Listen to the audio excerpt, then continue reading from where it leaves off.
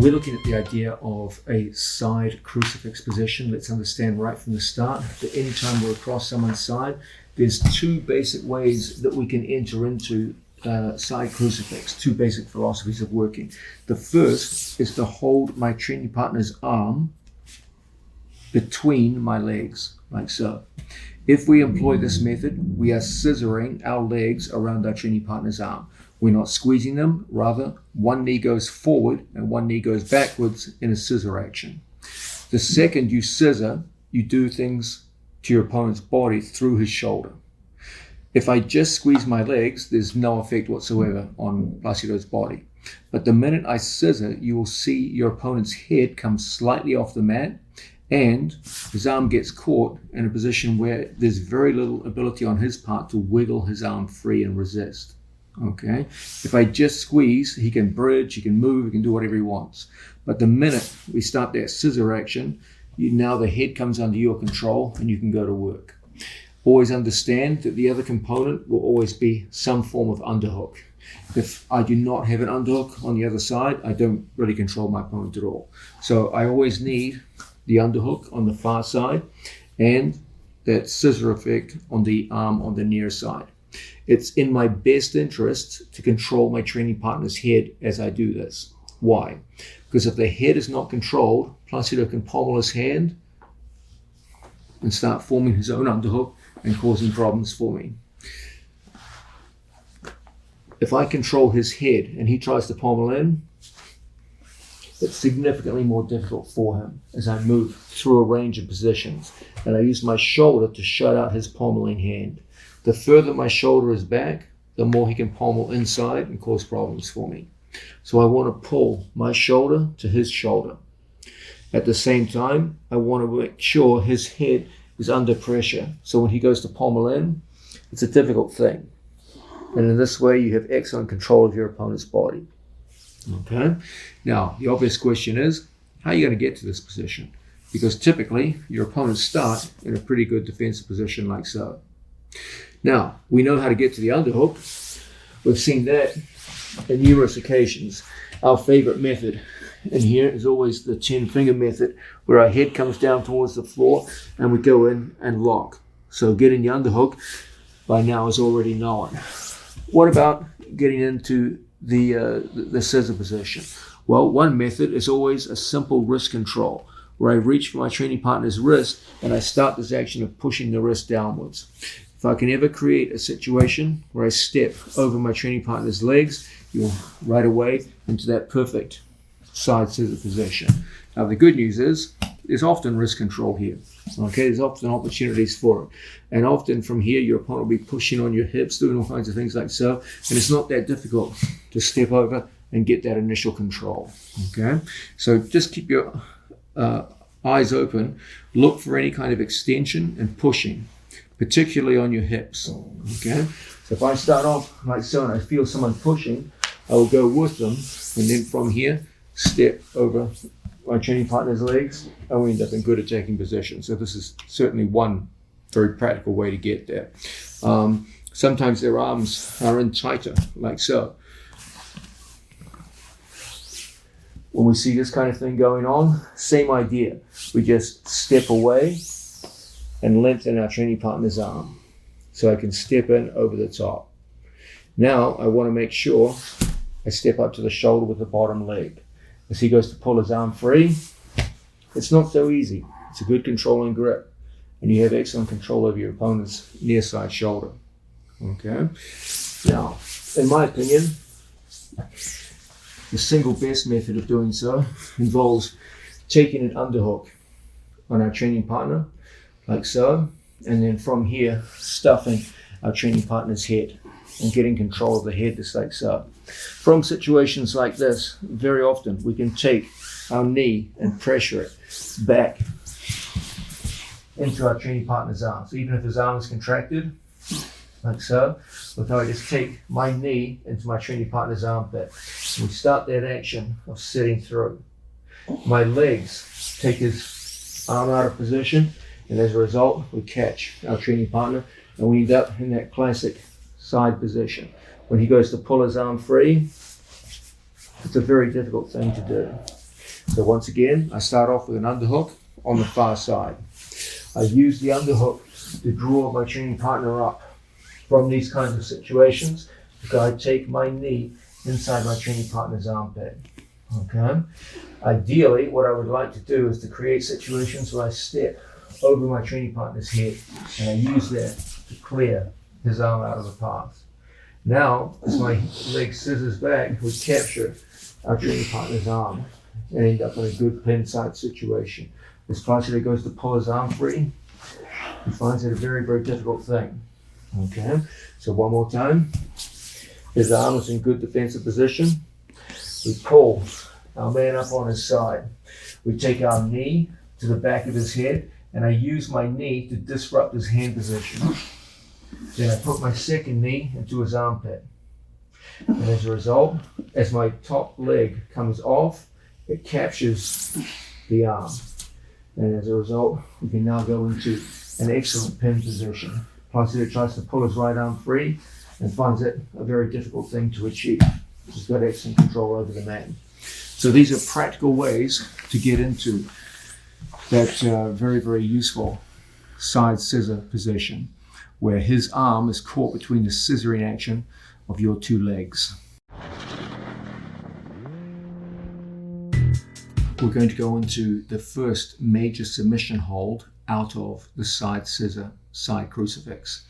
This is the idea that triangles form one of the very best forms of attack in any pin type situation. One of the big themes of my pinning videos and my pinning philosophy is that as much as possible, you want to get away from situations where you're trying to control your opponent's upper body with your upper body. That's an even fight, and typically the one with the stronger upper body will win. Instead, what we want to do is create situations where my legs fight against my opponent's upper body. That's an uneven fight. And even when the skill level is equal, I should be able to prevail in those situations. My legs versus his arms is a winning situation. Now, one of the very best ways you can bring this about is through the use of triangles around your opponent's head and arm. Your legs versus his head and arm, that's just a winning situation. This can be done very easily out of side crucifix. Anytime we're in the side crucifix position, it's like so, and we've managed to scissor around our training partner's arm, it doesn't take a lot now to use my legs to elevate his head. Even when he tries to bring his head down to the floor, it's not difficult to bring it just a little off the mat. Okay, you don't have to bring it way off the mat. Just a matter of inches is more than enough. Okay, now typically what we're looking to do is to elevate our training partner's head and just take it out of position. What do you think your opponent's going to do when you start doing this? Of course, he's going to start pulling his head back, and that's when I flip my elbow from one side across to the other. Okay, so we start off classic side pin situation. I've got him in the side crucifix. Placido's trying to pull his arm free. Finds it very difficult when my thumb is connected to my own jaw. The further my jaw from my thumb, the more Placido can start pommeling around and getting underneath my arms. Okay, so I always want to connect my wrist and thumb to my own jaw. He goes to pommel, and now if he pommels, he's giving up a terrible position. Okay, we'll look at that soon. Don't worry. The American lock. We'll come back to that. So from situations like this, he goes to work. We're controlling him. And we just take his head out of position and we flip the head. So my elbow goes from the right ear across in front of the left ear. Okay. So once we learn to flip the head like this, we're just going to take a big bold step right over our training partner and lock. Initially, my knee will be off the mat on the first step. Now, my hand goes to the floor and I hit a big back heel that puts my leg underneath him and my knee goes to the mat. This is just designed to stop Placido from getting his head down to the floor, because what will stop me on this move is Placido's head touching the mat. Then I have to start all over again. Okay, it's not a disaster, you still got the position, but you want it to hit the move first time if possible. So from here, I lift the head, I flip the head, and then I take that big step where the foot lands and then the knee goes down to the mat as this foot touches my own knee, just like so. The second that occurs, I've got to start building for height. So I put this hand on the mat and I come up to an elbow. From this position, I start that action of leaning forward.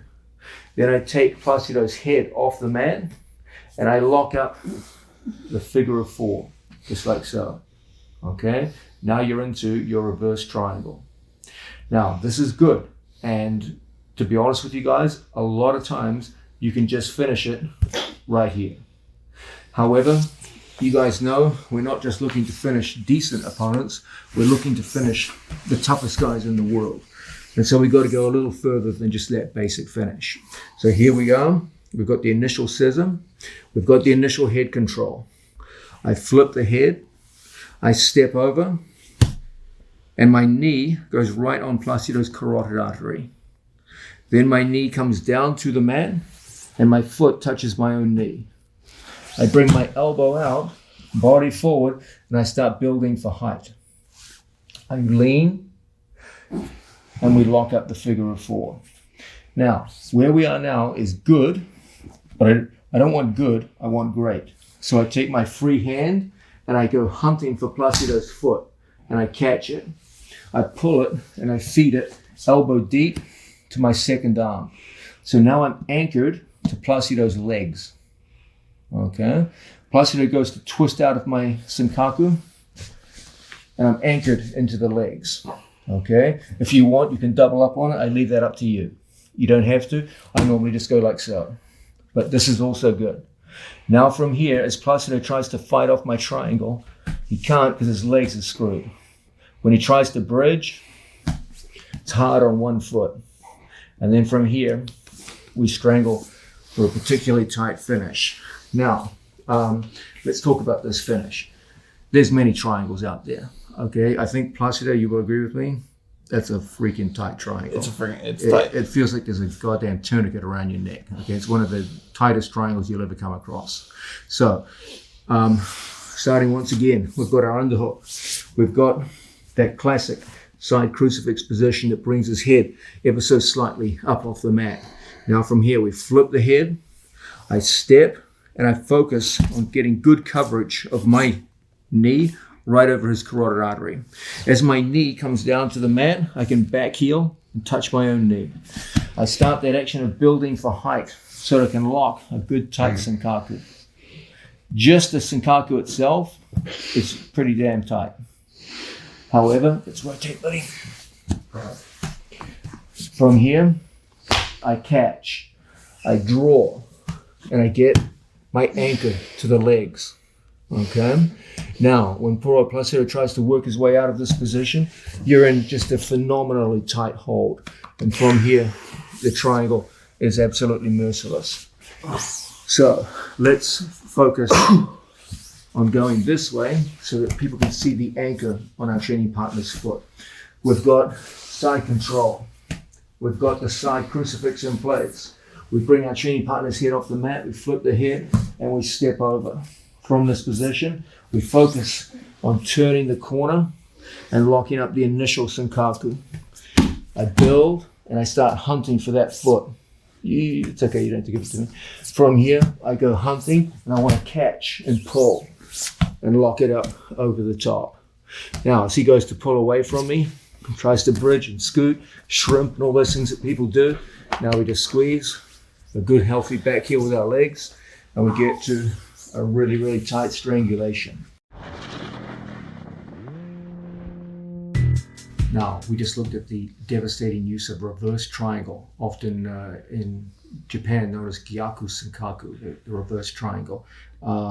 This is a devastating finish anytime you're across side and you've managed to go from beyond just the simple pin across your opponent's side. Okay, so you're no longer talking about just pinning him, you're talking about getting an underhook on the far side and going into a scissor side crucifix. Okay, the scissor side crucifix means that there's nothing between getting my leg from top of his arm across to the other side on top of his neck. And as a result, you're going to be able to go into that reverse triangle or Gyaku Senkaku. Okay, from here, we start by lifting the head, we go through and get our step over. The second we get to the step over, we're looking to drive our knee down to the mat so I can sweep my foot back. Off that foot, We go through and we lock up the initial lock, just like so. From here, we go hunting for our training partner's foot. Let's rotate a little bit this way, buddy. Okay, so I go hunting for my training partner's foot. If Placido walks that away from me, I can't get to the foot. Okay, it's gone. I wanted the anchor of his legs. One thing you can do from here is the further he walks away from you, the tighter the strangle becomes. So I catch him in a dilemma. If his foot is out, no. Step to your left. From here, if the foot is out in a vulnerable position, we break his posture through the leg.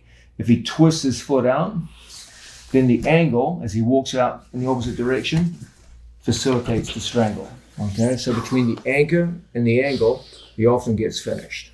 Okay, nonetheless, there's going to come a day that you lock up on someone and they just feel, as you fail to anchor into their leg, that they're able to twist and turn to an extent where you might even end up on your back. Okay, it's not difficult for it to happen because your legs are together in a triangle. Okay, so you've narrowed your base. You've also aligned your body along his center line, like kind of like a weird reverse mount situation. And as a result, you are less stable. If I'm perpendicular to my opponent, I'm very, very stable. If he tries to turn this way, there's no way I'm going. But the more I start lining my body up with opponents, the more vulnerable now I become to getting taken over. Okay? So, if I've hit this triangle position and my body is starting to line up with my training partner, there is some danger that I could get turned over. If this should ever occur, this is the grip you want.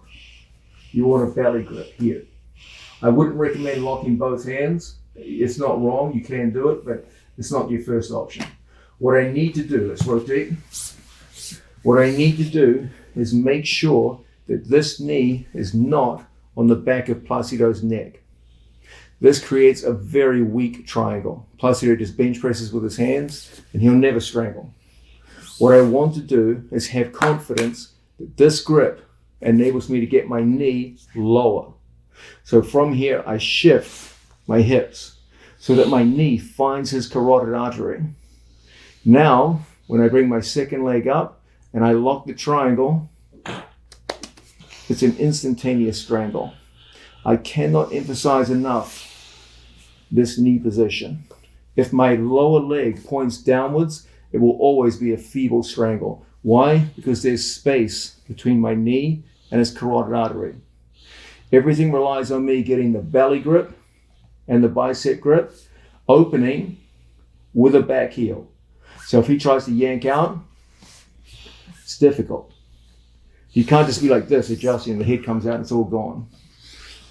I want to make my adjustments by shimmying my knee low, like so. So my knee is lower than his neck, so that when he tries to get out of here and lock up, that second strangle is absolutely one of the tightest you'll ever feel. When that triangle is locked up from bottom position with the correct knee position, Placido will tell you, it feels like someone just threw a rope around your neck and is pulling on both ends of the rope. It's an absolutely daunting strangle to get caught in.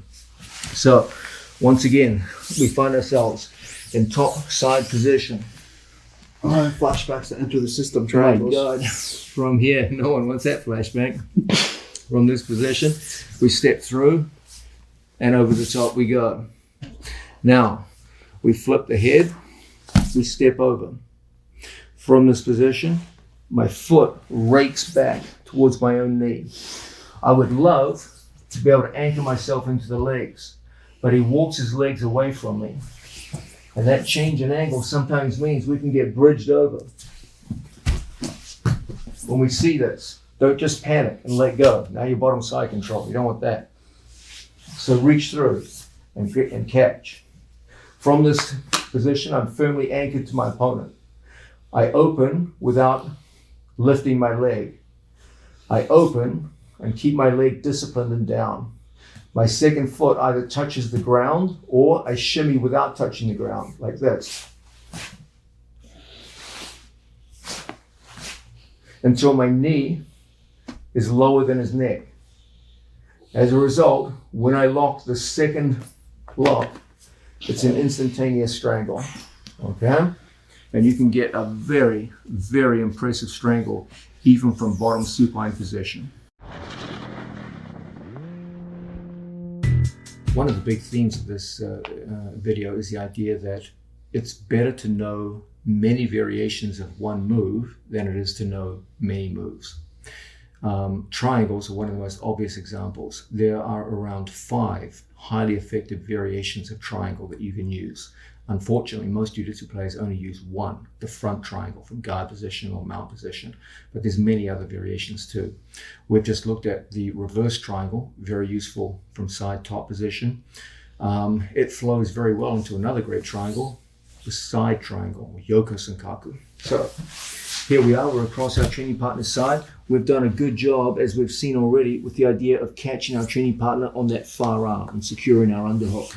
We've seen the idea that if we can get our training partner's arm between our legs and engage a strong scissor action, we'll bring his head off the floor. And as a result, we'll be able to go through and start to step over our training partner's head. That creates a situation where the head and one arm are caught between our legs. And crucially, his 2 arms are isolated from each other. Always remember that your opponent's strongest defensive postures involve his arms and hands being close together. The closer his hands and elbows are together, the stronger his defensive posture. Your opponent's posture is broken, the more his hands are taken apart and the more his elbows are taken apart. That's the clear symptom of a broken defensive posture. Now, once we put our opponent's head inside the trap of our legs into a triangle, now for him to join his hands together, it's going to be exceptionally difficult. For him to bring his elbows together, even more difficult. Okay, so this is a great example of a triangle destroying defensive posture. Once we get into a situation where we can lock up, there's often a problem here. That as we go to get our lock, you just feel like, man, it's tough. It's tough for me to get a good lock with my feet. I'm close, but not enough to strangle someone. Under those circumstances, it may well be worth your time to make a switch to another form of triangle, where I come up and build height. Now I'm going to go hunting for my training partner's other arm and lock it in. From situations like this, as we work with the training partner, we're just going to take our leg and pass the second leg through. And as a result, we've made a nice transition now to a different form of triangle. From these situations, we'll lock up the initial Senkaku, the initial triangle, and we'll lock our training partner's hands into place. You guys are now going to make an educated guess as to whether this move is going to work or not. If you're long in the legs, this will be a little easier. If you're short in the legs like me, you're going to have to be precise here. First, test your strangle. See how good it is, okay? I can feel this one here. It's actually not bad. And if I squeeze now with my legs, I'll get my strangle. I can feel it's pretty well set. But if I ever felt it was inadequate, I would hold my training partner's elbow or wrist, and then from here, I would come up and turn my belly down so that I can shoot my leg through and improve the nature of the strangle. So any failure in the strangle, if it feels weak, put your bottom leg on the floor, push yourself up, and go belly down, so that you can shoot the bottom leg further through on the second try. And as a result, now when I lock, plus hitter tries to yank his arm out, tries to twist his way out, I lock up the figure of 4 on the other arm, go to work your way out, buddy. And the strangle is set, okay? So this is how we switch from a reverse triangle into a side triangle, Gyaku Senkaku into Yoko Senkaku. So here we are, we're working with our man on the floor. We managed to be able to step over our training partner's arm and lock it in place. Plus it goes to rip the arm free. That won't be as easy as it looks, okay? It's a pretty tight, secure hold. Now from here, we step over our training partner's head and we bring everything in so that our foot and knee are close together. Plus it goes to pull his arm free. It's not that easy. You got a pretty good bite there on the arm and the head. Now we start coming forward and threatening to lock up, but for whatever reason, it's just not there. Okay, so I come up and I start hunting for my training partner's opposite arm, locking it up like so. Now, I send the bottom leg through. As the bottom leg comes through, I lock up my initial triangle. Sometimes, especially if you're long in the legs, that initial lock will be just fine. Pastor goes to work his way out, and the initial triangle is pretty well set, okay? But if it's not well set, then from here, we've got to try again. I put my foot on the floor, I turn belly down, and I send my bottom leg further through on the second try. So when we lock up the second time, he goes to twist his way out, we lock up that kimura on his near side arm, you go, Pastor, do whatever you can, get out. And then when I decide I want to finish it, you strangle, and it's done, okay? And in this way, you can go from a very tight reverse triangle into an even tighter side triangle. Now, we've just looked at the idea of from a side crucifix position where our opponent's arm is scissored between our legs. It's an easy thing to step over the head and go into reverse triangles.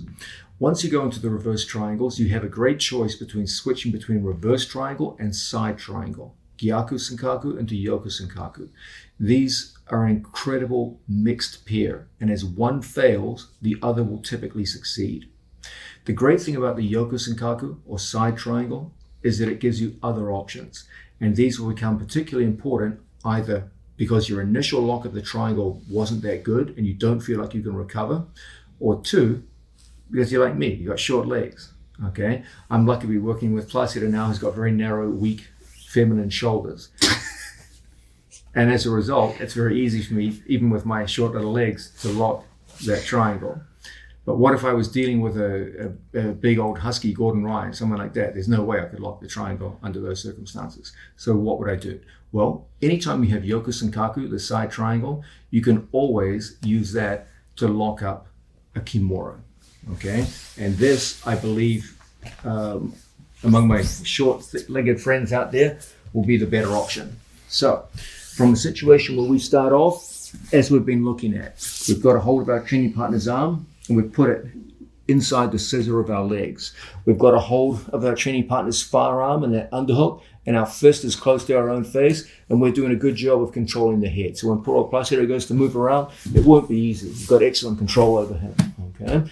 Now we flip the head, we come up, and we make a good step over. So we've got his arms locked between our triangle, just like so, and the other arm is pretty well controlled too. This does a great job of separating his hands and his elbows, the keynote features of when you've broken someone's defensive posture. And now it's time to go forward into the triangle. So I bring my foot back, and for whatever reason, usually because I got short legs, we're in here and it's like, oh my God, I can't get the lock of my triangle, it's not working. Let me try a switch into Yoku Senkaku, maybe that'll be easier. So we come up, and then from this position, we go through and we send the bottom leg through. And for whatever reason, it's like, oh, nope, it's just not there. His elbow's being pulled back and away from me. It's like, dude, I can't do it. I'm trying to pull the arm in, it's not working. He's a strong guy. And you can see the strangle is just not there. When we see this, understand something. The only way Placido can protect himself is to get his hands as far apart as possible. Think about it. If his hands come together, we're helping the strangle. The more his hands are closed, the easier to strangle. He's giving it to you. So what do you think's smart for him to do? Just separate his hands. That kills the strangle, but it makes the kimura easy. So it's a dilemma. He defends the kimura by locking his hands. He gives me the strangle. He defends the strangle by opening his hands. He gives me the kimura. From this position, I'm going to push my body up. Don't try to hit it from down here with your head on the floor. Push your body up and put your elbows on the mat. Now, sit through. From the sit through position, take his hand in close and put it behind the back. Body straightens out, walk forward, wide spread. From this position, I pull, I don't push, I pull his elbow in the direction that my left elbow is pointing. And as a result, we get a very quick submission hold, okay? Guys, do you understand what we talked about in terms of the dilemma? The closer his hands are together, the easier the side triangle. The more he pulls his hands apart, the harder the side triangle, but now the easier the Kimura. It's a simple dilemma and it really works for you. So here we are. We've got our initial position. We get the step over. From here, we're controlling our man. We go and step over the head. Clear sign here that we've done a good job of breaking his defensive posture. Why? Because his elbows are separated and his hands are separated. Always remember that the clear symptom of a strong defensive structure is hands together, elbows together. We're doing the exact opposite. You've completely broken his defensive structure. And as a result, the step over gets us on that winning track. Now, unfortunately, let's imagine that we're not dealing with a weak and spindly young man like Placido, but a broad-shouldered, masculine fellow. Then from here, we lock up. We feel the strangle is insufficient. We're going to come switching through on our training partner. How are we going to do that? By locking up a Kimura on his near arm and then sending my bottom leg through. If he locks his hands together, he's giving me the side triangle. It's free and it's done. He's smart, however, and keeps his hands apart. So now there's no side triangle. So I take his hand down to the floor. I come up and I put my elbows on the mat.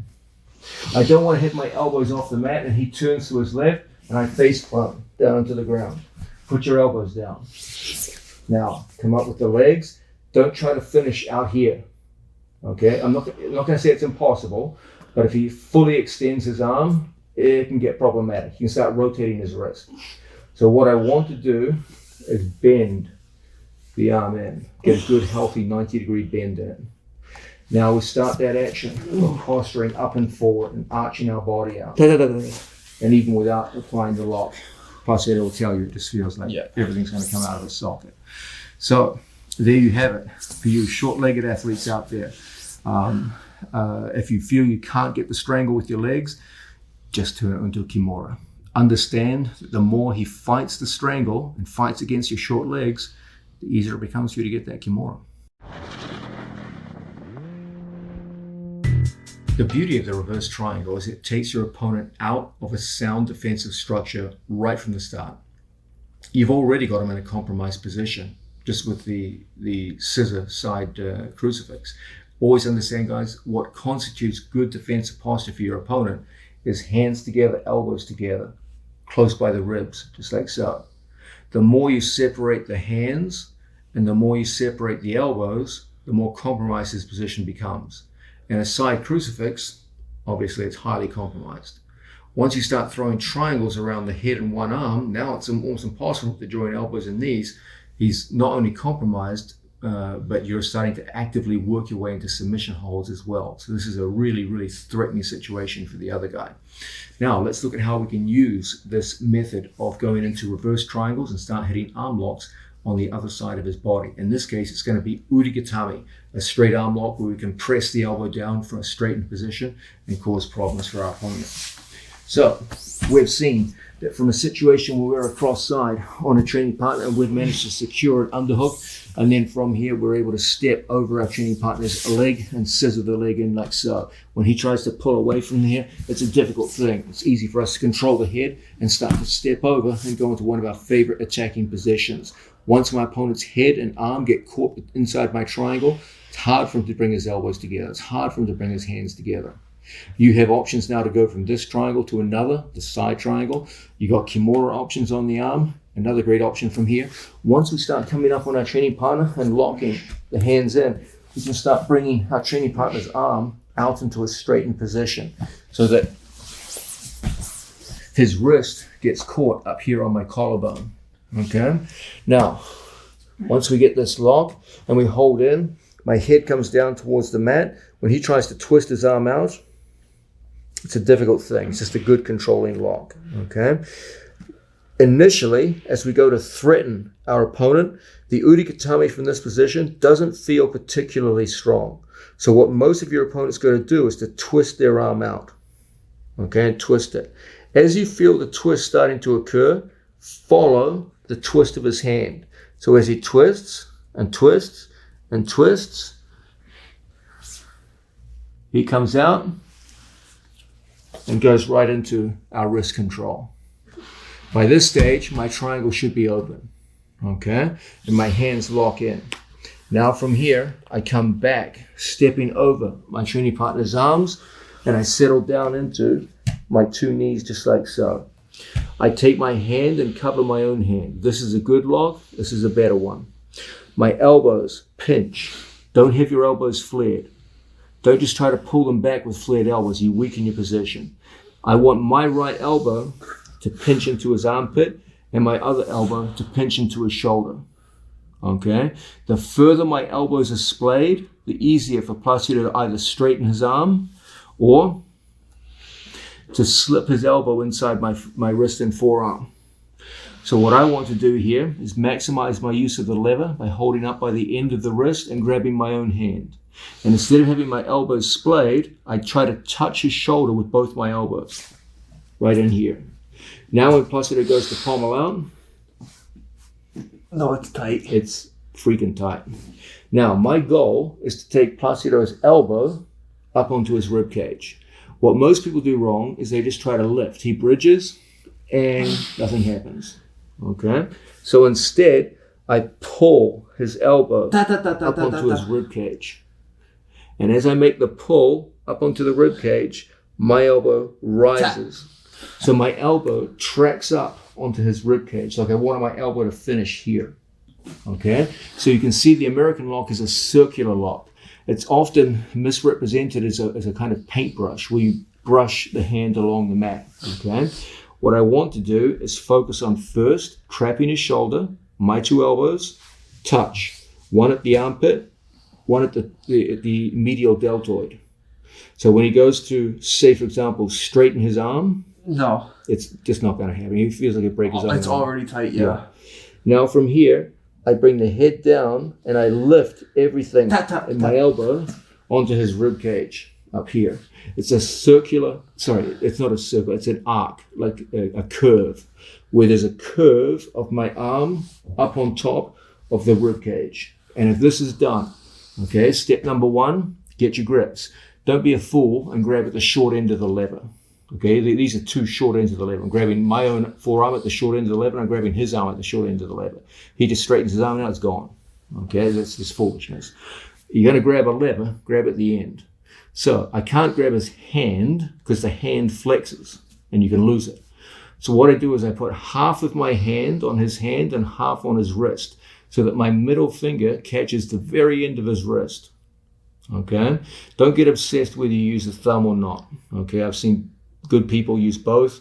That's not really what's going to determine success or failure. What does determine success or failure is going hand over hand rather than here. This takes away all the space around my training partner. Here, Placido feels very little. It's nice and relaxed. Okay? The second I go hand over hand, it's like, ooh, that's not good. Now, the crucial second step. Every jiu-jitsu guy I see hitting American locks does this. Their elbows. They pay no attention to their elbows. The second I squeeze my two elbows together around my training partner's shoulder so that both of my elbows are touching, one at the armpit, one at the top of the deltoid, you just feel like something terrible is about to happen. And then from here, I bring everything up to the rib cage.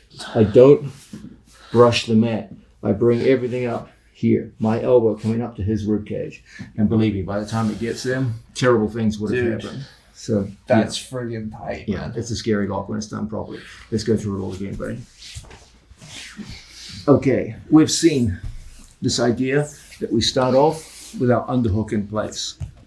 From this position, we stuff our training partner's near side arm between our legs. We don't squeeze our legs, we scissor the legs so the head gets controlled. Okay, I put my elbow all the way around my training partner's head and I make sure my hand is coming up to my own jaw so that when he goes to pull his arms free, it's a very difficult thing. If he bridges strongly, I can use my hand as a base of support before coming back to the head until we go in over the top. From here, I step and lock up the head. I make an initial threat with the triangle. Okay, so there's some threat here, but for whatever reason, my legs just aren't closing properly. It's there, or I do get a good closure, but the strangle's not there. I threaten an American lock. Okay, if he doesn't react, it starts getting painful. So what do you think he's going to do? He's going to give me what I really wanted all along, the American. Now from here, I slip out. I don't care if I get his arm or not. It's not important. Sometimes it'll slip out. That's fine. What I won't let him do is lock his hands defensively. Okay? So if I do capture, it's a good thing. But if I fail to capture, I got to get my head between his hands early. Okay? So that when he goes to reach for his hands, it's too late. Yeah. My head's up. Yeah, now I can connect. Now I can connect. Okay? Here's an interesting thing for you. Connect your hands, buddy. Lock tight strong. Strong as you can. If I do a good job of closing my elbows around his shoulder, then his locked hands mean nothing. Yeah. Okay, you'll go right through them. Okay, so it's best if you work from this position. So he can't lock his hands defensively. So try for that if you can. But even if he did manage to lock his hands, when I hold his hands, he can't get palm to palm, palm to palm. If I hold his wrist, he can get palm to palm. It's a stronger grip. If I hold half his hand, he can only get 10 finger grips. Okay. Then I get everything into his armpit and his shoulder, and I start pulling inwards. And now from here, even the smallest amount of pressure, and it's done. Okay, so we've got a little sidetrack there. Let's go back to the original move, looking down the mat. That's so tight, dude. Yeah. So, we're locked up. We step over. We bring everything back. We try for Udigatami, putting pressure on this guy. I keep my hand high and lock up.